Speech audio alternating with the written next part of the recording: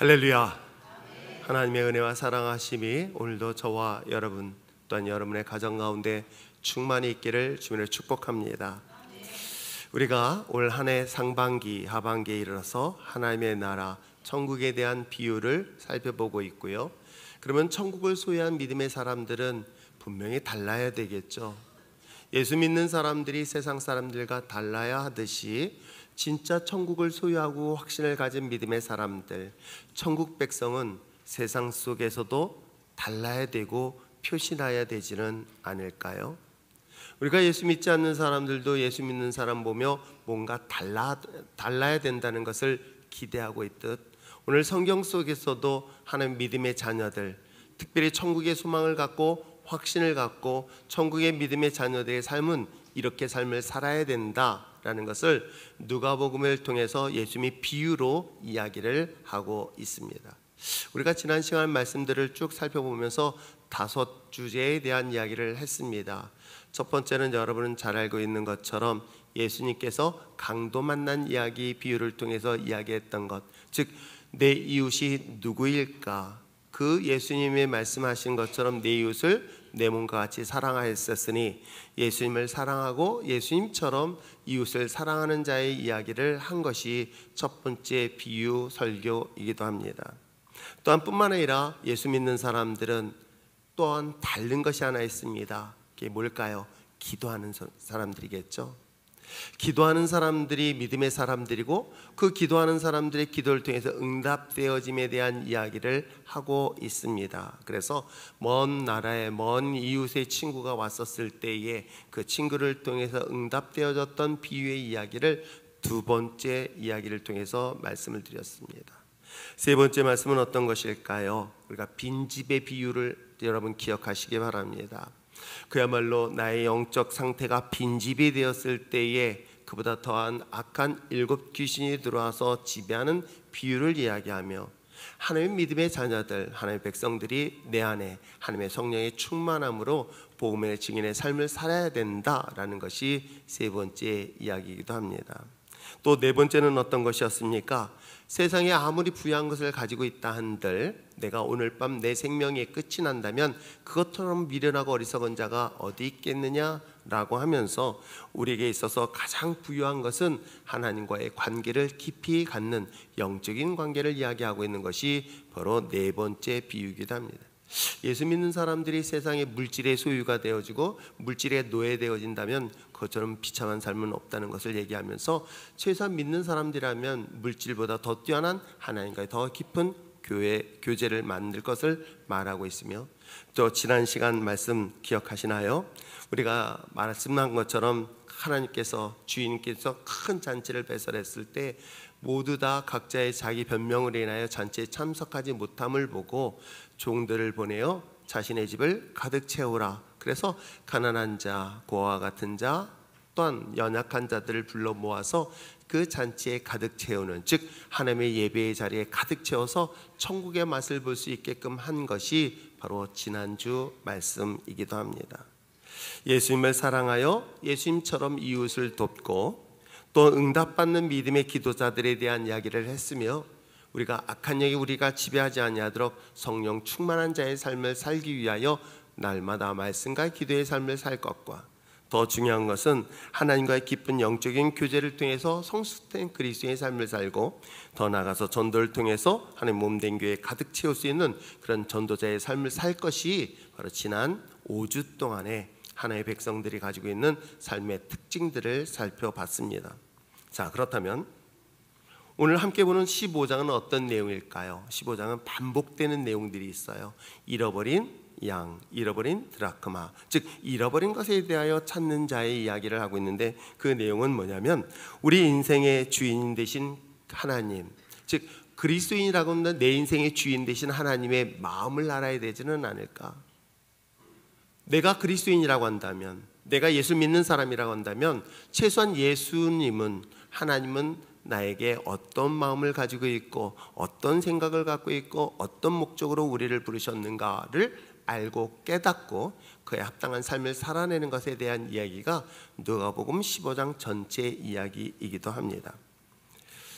제가 잠시 삶을 돌아보면 제가 1997년도에 그것도 11월 1일 날 오후 1시, 아주 기억하기 쉽게 1111, 그날 한일전이 하필이면 일어나는 그날, 한일전 축구 시합 있던 그날에 교회를 개척했습니다. 교회를 개척하면서 하나님 앞에 기도했습니다. 하나님, 정말 하나님의 몸된 교회가 무엇보다도 하나님이 기뻐하는 교회고 하나님이 원하시는 교회가 세워질 수 있도록 기도하면서 시작되었습니다. 그리고 올해 2024년도 11월 1일이면 27년째 교회를 개척했고 일종교회가 여기까지 왔습니다. 출석교인 그리고 많은 성도들 모이는 것 중요합니다. 그러나 전 스스로에게 질문하고 있는 것 중에 하나가, 율전교회를 통해서, 몸된 교회를 통해서 과연 어떤 영혼들이 구원을 받았을까? 이 율전교회를 통해서 구원의 확신을 가진 자, 구원에 대한 믿음을 가진 자가 몇이나 될까? 교회가 존재하는 목적, 그리고 교회를 다니는 목적, 여러분 분명히 기억하시길 바랍니다. 교회를 다니는 목적은 여러분이 이 땅에서 좋은 소리 듣겠다고 오는 것이 아닙니다. 내게 유익한 소리를 듣겠다, 물론 그것도 유익할 수는 있겠지만 그건 세상을 살아가는 데 있어서 필요한 유익을 말하는 것 또한 아닐 것입니다. 표적과 기적을 바라보면서 교회 또한 나오는 것이 교회의 궁극적인 목적이 되어서는 아니 될 것입니다.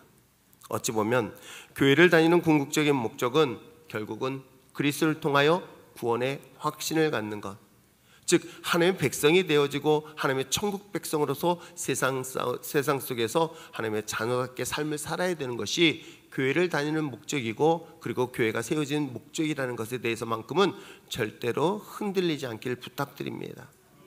교회를 가서 물론 육신의 연약함도 치료함을 받고 마음의 위로를 받고 또 관계가 회복되어지고 마찬가지로 여러 가지 삶의 문제를 해결하기 위하여 여러분들이 교회에 오는 것은 사실이기는 하지만 그것이 목적이 돼서는 아니 될 것입니다. 그거는 주님을 만나는 도구일 뿐이지 그게 본질이고 그게 목적이 아닙니다. 만약에 여러분 가난한 사람이 교회를 다녀서 부자가 되는 것을 목적으로 한다면 부자가 되면 더 이상 예수를 그리고 교회를 다닐 이유가 무엇이 있겠습니까? 부부의 관계가 갈등이 심했습니다. 교회를 나오면 부부관계가 회복되는데 이야기를 듣고 교회를 나왔습니다. 그래서 부부관계가 회복됐습니다. 그 다음 매주 토요일마다 1박 2일로 여행을 다닙니다. 그 또한 교회를 존재하는 목적이 아니라는 것을 우린 분명히 볼 수가 있게 되어지겠죠. 그래서 저는 기도하면서 하나님이 이 몸된 교회를 개척하면서 제 마음이 변하지 않을 것 딱 한 가지 있다면, 하나님 정말 하나님의 뜻 가운데, 하나님 기뻐하는 일 가운데 날마다 구원받는 자가 더할 수 있는 교회가 되게 해달라고, 그 마음 하나는 지금까지 변하지 않냐고 기도하고 있는 기도 제목 중에 하나입니다. 자, 그런 관점에서 오늘 본문을 살펴보려 합니다. 예수님께서 잃어버린 한 마리의 양에 대한 비유를 이야기를 하고 있습니다. 그런데 여러분, 예수님의 설교 속에서 비유를 이야기할 때는 반드시 어떤 동기가 있었어요. 그냥 예수님께서 설교 중에서 비유를 설교하기보다는 누군가가 어떤 문제를 일으키고 문제가 생기고 문제가 발생됐었을 때 이것을 해석하고 설명하기 위해서 비유로 말씀하시는데, 오늘 특별히 어떤 일이 있었는가 한번 볼까요? 어떤 사건이 있었길래 예수님께서는 오늘 잃어버린 양에 대한 비유를 하고 있을까? 자, 한번 1절 2절 말씀을 한번 읽어보시길 바랍니다. 읽겠습니다. 시작. 모든 세리와 죄인들이 말씀을 들으러 가까이 나오니 바리새인과 서기관들이 수군거려 이르되 이 사람이 죄인을 영접하고 음식을 같이 먹는다 하더라. 자, 모든 세리와 또한 죄인들이 예수님 앞에 나와 말씀을 듣기 위해서 모였습니다. 그런데 그 자리에 같이 있었던 사람들도 있었어요. 서기관과 바리새인들. 물론 성경 속에 기록되어 있지 않지만 그들 또한 성경 속에 포함된 죄인들의 한 사람이고 구원받아야 될 사람들입니다. 그런데 예수님께서 그런 죄인들과 세리들과 같이 식탁 교제를 나누는 모습을 보면서 그들은 이와 같이 말하고 있어요. 어찌하여 율법이 금하고 있고 또한 전통이라고 얘기하고 있는 그런 계명들을 어긋나게 이 예수라는 사람은 저 죄인들과 함께 식사 교제를 할 수 있을까?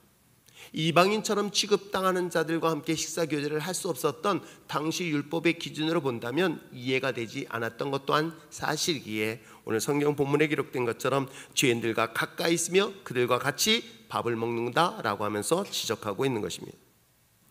예수님께서 이와 같은 비난, 때에 따라서는 이런 편견에 대하여 잃어버린 양의 비유를 통해서 설명을 하고 있습니다. 그렇다면 이 비유의 내용을 앞서서 과연 바리새인들, 서기관들은 어떤 신앙생활들을 했을까를 한 번쯤은 추적해 볼 필요가 있습니다. 그들은 안식일을 거룩하게 지켰습니다.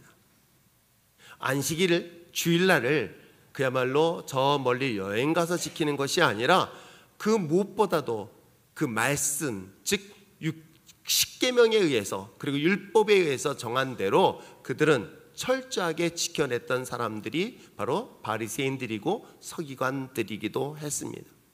11조 동안 철저히 드렸던 사람들이기도 합니다.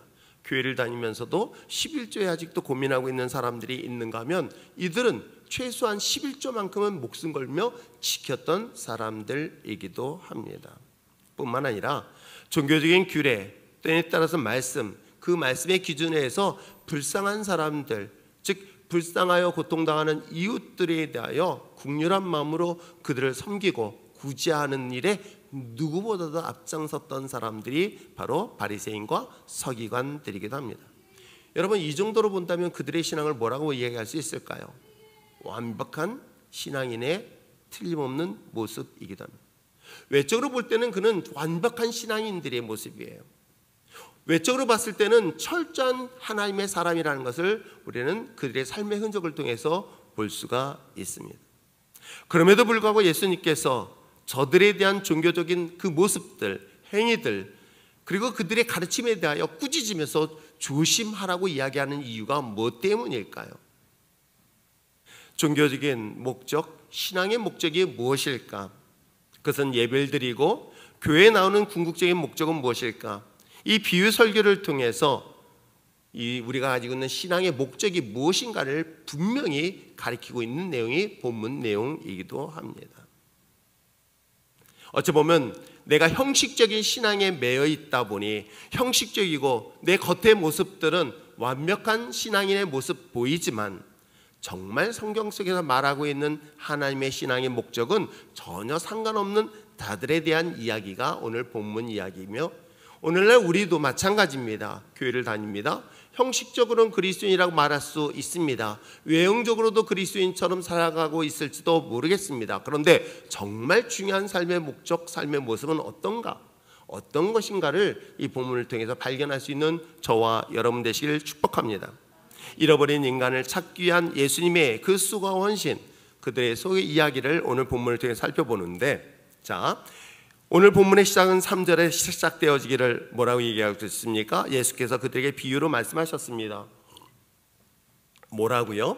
너희 중에 어떤 사람이 양 100마리가 있다는 거예요. 너희 중에 양이 100마리가 있는데 그 중에 하나를 잃어버리면 99마리를 그들에 두고 그 잃은 것을 찾기 위하여 찾아다니지 않겠느냐라고 비유로 이야기하고 있는 거예요. 즉, 이 바리새인들과 서기관들이 예수님이 죄인들과 식사하는 그 모습을 보며 비난하고 있었을 때에 하나님께서 원하시는 것이 무엇인지 아니? 라고 하면서 비유로 이야기하고 있는데 너희들 중에서, 너희들 가운데서 양 100마리가 있단다. 근데 그 100마리 중에 한 마리를 잃어버렸어. 그 한 마리 잃어버린 것을 찾기 위해서 그 99마리를 들에 남겨두고 찾아다니는 너희들의 모습에 대한 지적을 하고 있는데, 여러분, 이 본문을 우리가 좀 더 깊이 이해해야 될 내용이기도 합니다. 자, 먼저 우리가 본문을 보면서 저도 가끔 질문을 해요. 저 제일 궁금한 게 뭔지 아십니까? 이 본문 보면서 여러분 생각이 안 들었을지 모르겠지만 저는 좀 이상한 사람이에요. 삐딱한 사람이라서 그런지 이게 단어가 확 띄는 거예요. 뭐예요? 99마리를 어디다 두었다? 어디다 두었다? 예, 양 우리에 둔 게 아니라 들판에 두었다는 거예요. 그래서 저는 한 마리 찾고 다니면서 99마리 잃어버리면 어떡할까? 이 생각이 후뚝 들어가는 거예요. 야, 이 본문의 비유가 왜 이럴까? 라는 생각을 사실 했습니다. 그런데 먼저 여러분, 이 100마리의 양을 소유한 사람이라고 한다면 그는 상당히 부유한 자라는 것을 먼저 기억하시기를 바랍니다. 이 상당히 부유한 자가 양떼를 직접 돌볼까요? 아니면 사람들을 써서 양떼를 돌볼까요? 아주 단순하게 생각해 보십시오. 왜냐하면 본문의 시작은 이렇게 이야기하고 있어요. 너희 중에 어떤 사람, 그럼 너희 중은 지금 누구 얘기예요? 그 얘기를 듣는 바리새인과 서기관들 얘기하는 거예요. 바리새인과 서기관들 중에서 100마리의 양을 가졌다면 상당히 부유한 사람이에요. 그러면 특별히 바리새인들은요, 직업 중에서 가장 천대시했던 직업 중에 하나가 뭔지 아십니까? 짐승을 키우는 사람들이에요. 목동이라고 얘기할 수 있어요. 그렇기 때문에 어떻게 보면 이 바리새인들, 이 사람들이 직접 양떼를 돌봤다라고 볼 수 있는 내용은 아닐 거예요. 그렇다면 분명히 양떼를 돌보는 여러 목동들이 있었습니다. 그 여러 목동들에게 주인이 양 한 마리를 잊어버린 걸 보고 듣고 어떻게 했습니까? 그 한 마리를 찾기 위해서 누굴 보냈을 것 같아요? 본인이 갔을까요? 아니에요. 양떼를 돌보고 있는 목동을 보내지 않았을까라고 본문을 생각해 봅니다. 그럼 나머지 목동들은 나머지 99마리를 돌보고 있을 것이다. 이것이 아마 본문을 해석하고 이해하는 데는 좀 더 합리적이지 않을까 생각하면서 본문을 보려고 합니다. 자, 어디든 간에 그 잃어버린 한 마리 양을 찾기 위하여 그 먼 거리를 돌아다닙니다. 먼 거리를 돌아다니다 마침내 찾았습니다. 찾았으니 어떻게 했습니까? 한번 볼까요? 자, 5절부터 한번 보세요. 5절, 6절 말씀 한번 읽어보시길 바랍니다. 6절, 5절, 6절 읽겠습니다. 시작. 또 찾아낸즉 즐거워 어깨에 메고 집에 와서 그 벗과 이웃을 불러 모으고 말하되 나와 함께 즐기자. 나의 잃은 양을 찾아 내었노라 하리라. 저는 말씀 보면서 그러면은 지금 이 사람이 누구인가를 고민해 봤어요. 제가 왜 말씀드린 것처럼 바리새인들이 100마리 양을 갖고 있는데 그 한 마리 잃어버린 것에 대한 안타까움이 있어. 그래가지고 본인이 찾아다녀서 그 양떼를 데리고 돌아왔을까? 근데 아무리 생각해봐도 거기에는 합당하지 않은 내용이에요. 그렇다면 100마리 양을 데리고 있었던 부유한 이 바리새인 중에 한 사람이 자신이 몰고 있는 그 양떼들 중에 이 목동들이라고 그러죠. 목동들을 통해서 너 양을 찾아와라. 그래서 찾아오지 못한다면 어떤 대가를 지불하게 될까? 굳이 설명하지 않아도 알 겁니다. 그러면 그 목동은 어떡합니까? 그 양 한 마리 찾기 위해서 생명과 같은 문제거든요. 그래서 찾기 위해서 얼마나 많이 돌아다녔을까? 그래서 마침내 찾았습니다. 얼마나 기뻤을까요? 왜 기뻤는지 아시겠습니까? 잘 모르시겠어요? 최소한 주인한테는 안 혼나잖아요. 주인한테 안 혼나는 것 때문에 너무 기쁜 거예요. 만약에 이 양을 잃어버렸다? 그 책임, 여러분 목동의 신세에서는 양 한 마리의 값을 얼마일지는 모르겠지만 어쨌거나 양 한 마리를 만약에 잃어버렸다면 그 잃어버린 것에 대한 대가를 내가 지불한다면 그 또한 얼마나 힘든 과정이 있을까요? 그러니 이 한 마리 찾은 것이 얼마나 기쁜지 자신의 친구들과 동료의 사람들을 불러서 함께 즐거워하자. 그래서 기뻐하고 있다는 내용이 본문의 내용이에요. 근데 참 재밌는 것은 그 목동이 뭐라고 얘기하고 있습니까? 내 양이라고 이야기를 하고 있는 거예요. 전 이것이 하나님과 우리의 관계를 한번 좀 살펴볼 내용이 아닐까 생각해 봅니다. 자, 여기까지 내용 이해하시겠죠? 이 본문의 내용을 그냥 쉽게 지나갔는데 저는 사실 의심하면서 문장의 내용을 이해하지 못했기 때문에 의심하면서 봤어요. 이 바리새인들이 이 99마리 중에 한 마리를 찾기 위해서 이렇게 수고했을까? 더 중요한 것은 그 99마리를 들판에 뒀을 때 과연 그건 누가 돌봤을까? 이 등등의 이야기를 고민했을 때 이게 바리새인이 아니라 바리새인들이 드리고 있는 종들에 대한 몫으로 산다면 이 본문을 이해하는데 좀 더 저에겐 쉽게 다가왔습니다. 그러면서 예수님께서 하나님의 나라, 즉 천국은 하나님께서 최대한 회개할 자가 돌아온다면 그로 인하여 얼마나 기뻐하는지에 대한 이야기를 비유로 설명을 하고 있어요. 기뻐하시는, 즉 잃어버린 자, 즉 죄인 한 사람이 회개하고 돌아온다면 양 한 마리 잊어버려서 그걸 찾았을 때 그 종이 기뻐했던 것보다 더 기뻐한다라고 성경은 우리 마지막 절에 말씀을 하고 있는 것입니다. 그렇습니다. 7절 내가 너에게 이르노니 이같이 죄인 한 사람이 회개하면 하늘에서는 회개할 수 없는 의인 99으로 말미암아 기뻐하는 것보다 더하리라. 그건 뭐냐면 99 사람이 기뻐하지 않다는 거 아니에요. 이 사람들보다 회개하는 그 한 사람을 더 기뻐한다라고 얘기를 하고 있어요. 그래서 저는 보면서 우리가 정말 하나님의 기뻐하는 게 뭘까? 하나님이 기뻐하시는 게 뭘까? 하나님이 기뻐하는 것은 회개하여 하나님 앞에 돌아온 영혼, 즉 예수님을 떠나 있던 사람이 주님 앞에 돌아와서 회개하여 주님을 만나고 구원받은 믿음의 자녀가 되어지는 것을 하나님이 무엇한다? 가장 기뻐한다. 그러므로 여러분을 보며 하나님이 기뻐할 줄 믿습니다. 근데 여러분, 하나님이 내가 돌아왔으니까 하나님 기뻐할 거예요 라고 이야기하는 게 아니에요. 어떻게 해요? 99명보다 구원받고 내가 회개하여 주님 앞에 돌아온 내가 보다 회개하여 돌아오는 그 죄인 한 사람, 이 사람을 보면서 기뻐하신다는 걸 보면 우리가 무엇을 해야 될지를 분명히 알려주고 있는 내용이 본문 내용이기도 합니다.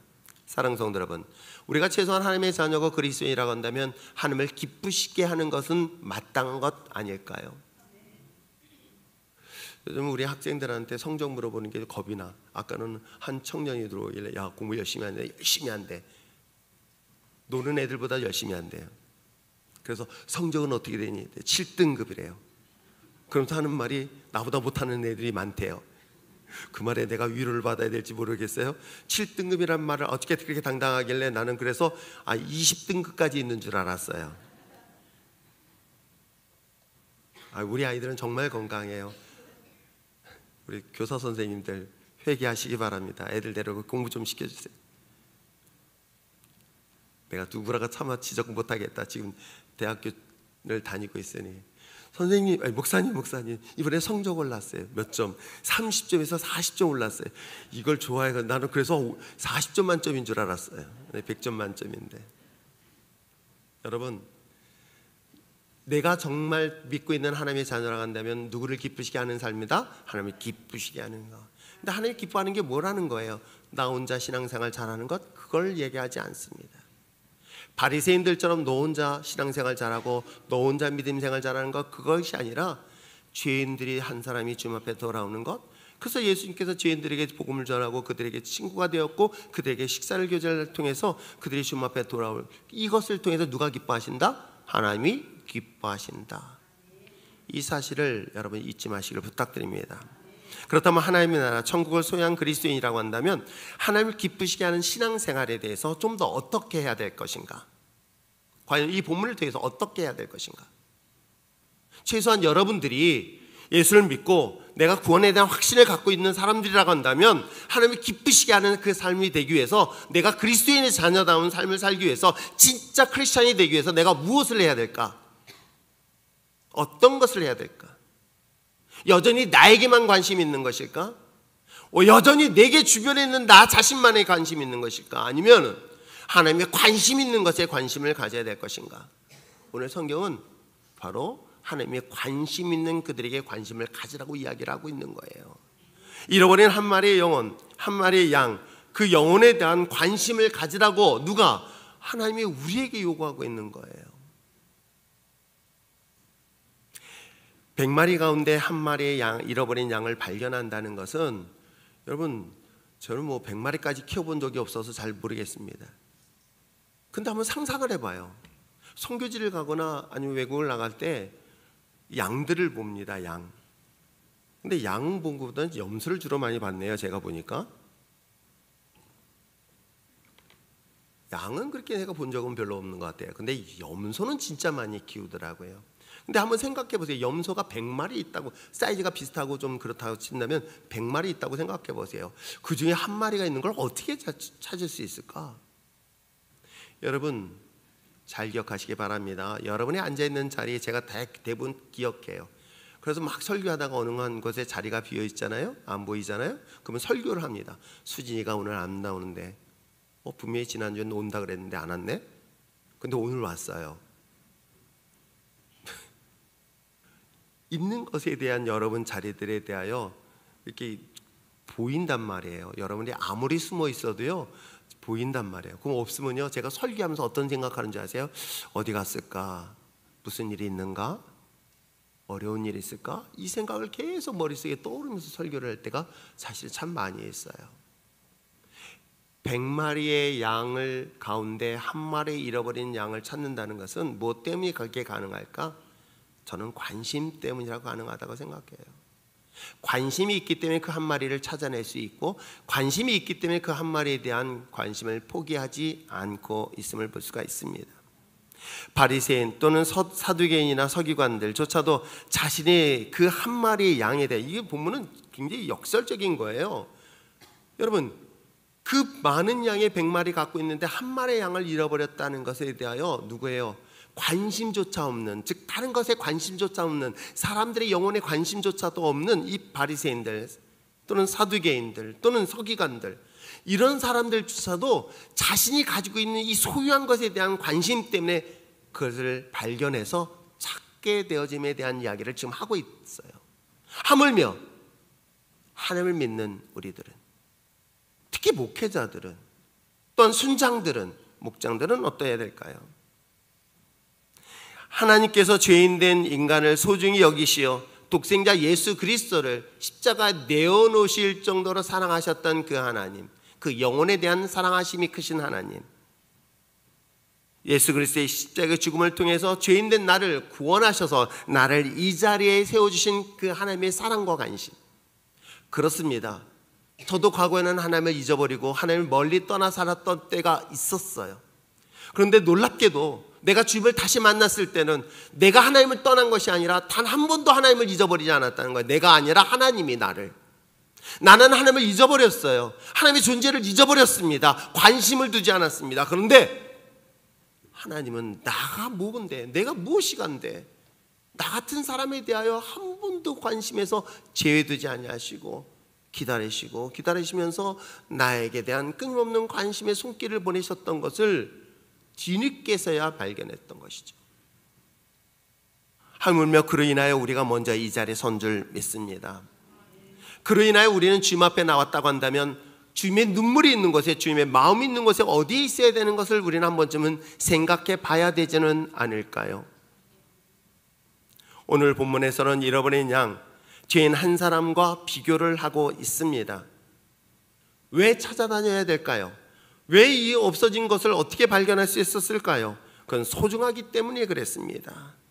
너무나 소중한 존재이기 때문에. 하물며 자신의 재산을 소중히 여기는 이러한 사람들조차도 그 잃어버린 것에 대한 관심을 갖는데, 하물며 영혼에 대한 관심이 우리에게 없다고 한다면 정말 여러분이 그리스도인이라고 말할 수 있을까요? 이에 하나님의 나라 천국을 소유한 그리스도인이라고 한다면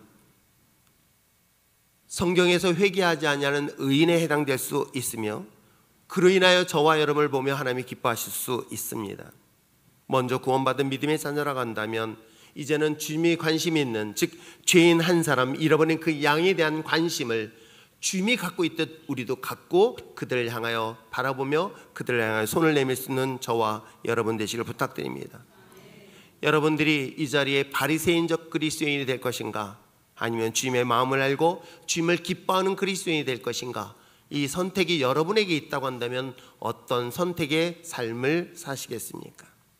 잃어버린 영혼에 대하여 소중히 여김과 동시에 끊임없이 그들에 대한 관심을 포기하지 않냐고 손을 내밀고 다가갈 수 있는 저와 여러분 되시기를 다시 한번 주님을 부탁드립니다.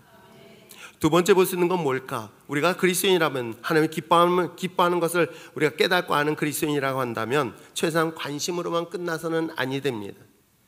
관심뿐만 아니라 포기하지 않고 끝까지 찾아낼 수 있는 저와 여러분 됐으면 참 좋겠습니다. 대충 이렇게 하다 보면 대충 관심 밖으로 내보내는 경우들이 얼마나 많이 있는지 몰라요. 포기를 너무 쉽게 하는 경우들을 보아요.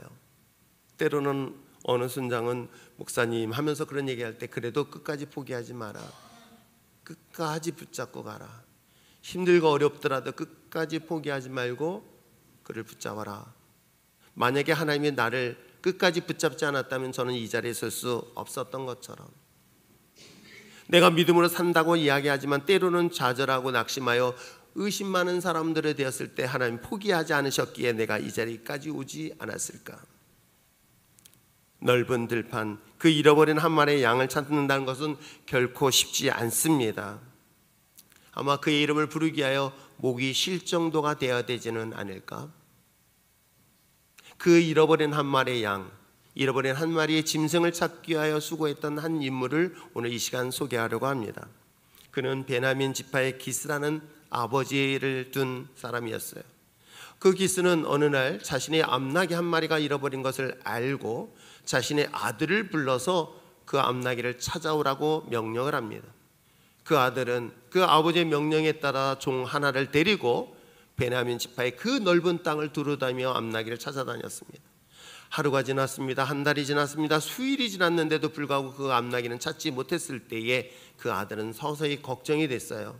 암나귀를 못 찾은 게 걱정이 된 것이 아니라 오랫동안 집을 떠나옴으로 인해서 아버지가 나를 걱정할까 그게 걱정이 되어서 돌아가자라고 이야기를 합니다. 그때 이 하인이 마침 이 지역 가까운 곳에 용한 점쟁이 같은 사람이 있습니다. 이 사람은 예지할 수 있는 능력이 있어요. 그래서 이 사람에게 가서 물어보면 분명히 암나귀를 찾을 수 있을 것 같습니다 라고 제안을 하지요. 그때 이 말을 들었던 한 젊은이는 그 하인의 말에 따라서 그 지도자를 만납니다. 그게 바로 사무엘이었던 거예요. 근데 놀랍게도 그는 암나귀를 찾기 위해서 이 사무엘을 만나러 갔던 그 자리가 그가 이스라엘 왕으로 기름 부음 받는 자리로 바뀌었던 것 여러분 아십니까? 물론 이후에 그의 연약한 모습을 보였지만 저는 그 순간 그 모습을 머릿속에 떠오르면서 한 사람의 영혼, 그 잃어버린 한 사람의 영혼을 포기하지 않냐고 끝까지 찾고 끝까지 포기하지 않냐고 그들을 찾기 위한 수고한 노력은 누가 보신다? 하나님이 보신다.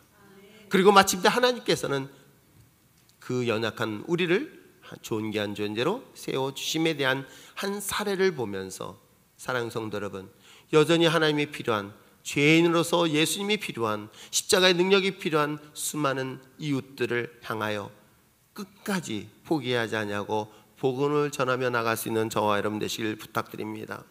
잃어버린 영혼에 대하여 포기하지 않는다면 우리는 반드시 찾을 기회를 허락하게 될 줄 믿습니다. 하나님께서 나도 포기하지 않으셨는데 왜 그들의 영혼을 포기하려 하십니까?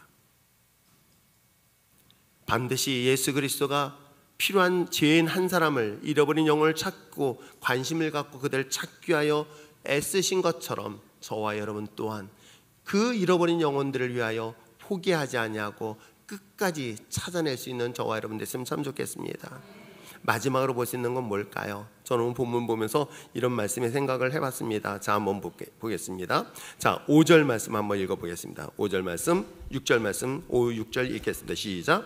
또 찾아낸즉 즐거워 어깨에 메고 집에 와서 그 벗과 이웃을 불러 모으고 말하되 나와 함께 즐기자. 나의 잃은 양을 찾아내었노라 하리라. 아멘. 잃어버린 양 또한 그 얼마나 그 넓은 들에서 두려워 떨며 굉장히 지저분한 상태, 영양 상태는 모르겠어요. 그런데 아무튼 좌우지간 비참한 상태가 있지 않았을까 하는 생각을 해봐요. 가끔은 이제 그 유기견 중에서 집 나간 개들이 아주 비참한 몰골로 잡혀서 치료해주고 하는 이야기들 보게 되어진 것처럼 양도 아마 그런 모습이 아니었을까. 그런데 여러분 어떻습니까? 본인도 이 양을 찾기 위해서 얼마나 많은 거리를 돌아다녔을까? 많은 거리를 돌아다니다 마침내 찾았습니다. 그렇다면 여러분 어떡할까요? 제가 여러분 오랜만에 교회에 나왔습니다. 안 나오다 교회 나오면 어떨 것 같아요? 등짝 스매싱? 기도해 줬어요. 여러분 어때요? 자신도 피곤하고 자신도 지쳤을 텐데 불구하고 그 양을 어떻게 했어요? 어깨에 맸어요. 저는 이 말씀 보면서 주님이 그러셨던 것 같아요. 어찌 보면 저는 꾸짖음을 받아야 될 존재일지도 몰라요. 책망을 받아야 될 존재일지도 몰라요. 예수님이 살아계심에 있어서도 예수님이 날 위해 죽으셨는데도 불구하고 난 부정했었고 부인했었고 그리고 더 나아가서 예수님을 모욕까지 했던 죄인 됐나. 그런 저에게 주님이 다가오셔서 나를 구원의 길로 인도하셨을 때 어떻게 해요? 당신의 어깨에 지어서 나의 길을 인도하셨던 주님. 그분이 바로 이런 모습을 우리에게 소개하고 있는 것은 과연 우리가 어떻게 삶을 살아야 될 것인가를 소개하고 있는 것은 아닐까요? 그렇습니다. 강도 만나 피 흘린 자, 바로 이웃이라고 얘기했던 그 이웃 예수님처럼 강도 만나 피 흘린 자들을 외면하지 말고 그들에게 다가가서 그들을 위로하고 치료했던 거죠. 우리가 예수 믿는 그리스도인이라고 한다면 오늘 본문에 기록된 이 비유의 이야기처럼 그들을 어깨에 메고 주님의 전으로 함께 이동할 수 있는 저와 여러분 되어야 되지는 않을까요? 그렇습니다. 저는 이걸 보면서 우리가 하나님의 한 영혼을 위하여 정말 적극적으로, 정말 누구보다 소중히 여기면서 내 생명과 같이 여기면서 귀히 여겨 내 어깨에 메어 하나님 앞에 나올 수 있는 그런 수고로움이 우리에게 필요하진 않을까? 그 정도의 헌신이 필요하지는 않을까? 그 정도의 열정과 소망이 있어야 되지는 않을까? 이것이 하나님이 우리를 향한 소망이고 사명이고 주님이 기뻐하는 놀라운 역사라는 것 잊지 마시기를 부탁드립니다. 저는 제 스스로가 항상 질문한 게 있어요. 그리고 어떤 일을 선택할 때 항상 질문하는 것 중에 하나가 하나님이 기뻐하실까? 하나님이 기뻐하지 않을까? 하나님이 기뻐하는 것에 가장 우선순위의 삶을 선택하려고 합니다. 선교를 갈 것인가 말 것인가? 그럼 하나님이 뭘 기뻐할까? 예배를 드리러 갈 것인가 말 것인가? 누가 무엇을 기뻐하실까? 내가 복음을 전하고 성경을 가르치는 그 시간, 저도 사실은 아침에 일찍 일어나서, 물론 남자들 교수님들도 그 얘기를 하더라고요. 아침 8시 반에 정말 남자들 성경 공부하죠. 야, 놀랍다 라고 얘기를 해요. 그건 전 그보다 더 먼저 일어나서 준비를 해요. 숙제를 잘해오면 되겠지만 말도 안 들으면요 속상하기도 합니다. 그런데도요 제가 항상 질문해요. 하나님, 기뻐하는 게 뭘까요? 저들에게 말씀을 가르치는 것이 기뻐할까요? 기뻐하지 않을까요? 저들에게 성경을 가르치는 것이, 성경을 읽게 하는 것이 하나님 기뻐할까요? 기뻐하지 않을까요? 그래서 우리가 하나님의 믿음의 자녀로 간다면, 천국을 소유한 믿음의 자녀로 간다면 이런 정도의 질문을 해야 되지는 않을까요? 하나님이 기뻐하는 것이 무엇일까? 성경을 전체 66권을 찾아보세요. 하나님이 기뻐하는 건 딱 하나였어요. 죄인이 주님 앞에 돌아올 때예요. 내가 하나님 앞에서 감사한 것 그거 하나예요. 죄인된 내가 돌아왔을 때 책망하지 아니하시고 하나님 기뻐하셨고, 그 기쁨의 은혜를 경험했다고 한다면 여러분은 어떻게 하시겠습니까? 이후의 삶 또한 주님이 기뻐하는 자의 삶을 살아내는 건 마찬가지 아닐까요? 여전히 주님이 필요한 죄인들, 길을 잃어 방황하는 수많은 영혼들에게 주님 앞에 돌아오게 해서 그가 예수를 믿게 하고 또한 구원의 백성으로 삼게 하는 것, 이것이 누가 가장 기뻐하는 것이다? 하나님이 기뻐한다는 것 잊지 마시고 주님이 기뻐하는 자리에 날마다 설 수 있는 저와 여러분 되시길 축복합니다. 내가 이 자리에 서 있는 이유, 내가 신앙생활하는 이유, 내가 교회를 다니는 이유, 내가 예수를 믿는 이유, 이미 그리스도를 통하여 나를 구원하신 하나님의 십자가의 은혜로 하나님이 기뻐하셨다면 이 기쁨의 은혜를 경험한 저와 여러분, 이제 이 주님의 기쁨의 자리에 설 수 있도록 영혼을 누구보다도 주님의 전으로 인도할 수 있는, 잃어버린 양을 대하여 끊임없이 관심을 갖고 그들에게 적극적으로 다가가서 주님 앞에 인도할 수 있는 저와 여러분 되어서 누가 기뻐하는, 하나님이 기뻐하는 저와 여러분 삶이 되기를 축복합니다. 기도하겠습니다.